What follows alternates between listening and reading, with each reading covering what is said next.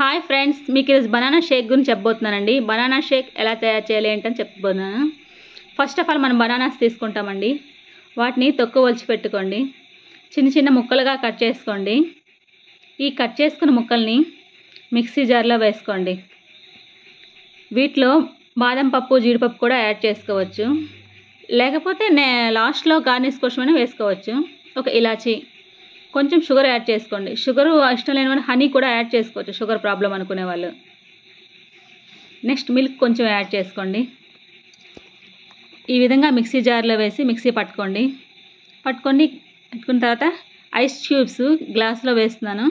మీకు నచ్చితే మిక్సీ జార్లో వేసి కూడా ఐస్ క్యూబ్స్ వేసి మిక్సీ పట్టుకోవచ్చు. నచ్చిన విధంగా చేసుకోవచ్చు. కొంతమంది ఐస్ క్యూబ్స్ నోటి తగులుతుంటే చాలా ఇష్టంగా తింటారు, అలా అయినా చేసుకోవచ్చు. అలా ఇష్టం లేనప్పుడు కూలింగ్గా ఉండాలనుకుంటే డైరెక్ట్గా ఐస్ క్యూబ్స్ మిక్సీ జార్లో వేసుకోవచ్చు. గార్నిష్ కోసం జీడిపప్పు నేను పెడుతున్నాను. దీని మీద బాదం పప్పు, కిస్మిస్ కూడా వేసుకోవచ్చు. ఈ విధంగా బనానా షేక్ రెడీ అయిపోయింది. పిల్లలు చాలా ఇష్టంగా తాగుతారండి. బనానాస్ తినడానికి పిల్లలు అంత ఇష్టపడరు కాబట్టి ఈ విధంగా షేక్ చేస్తే ఇష్టంగా తాగుతారు. అలాగే నా ఛానల్ నచ్చినట్లయితే లైక్ చేయండి, సబ్స్క్రైబ్ చేయండి, షేర్ చేయండి, కామెంట్ చేయండి. Thanks for watching.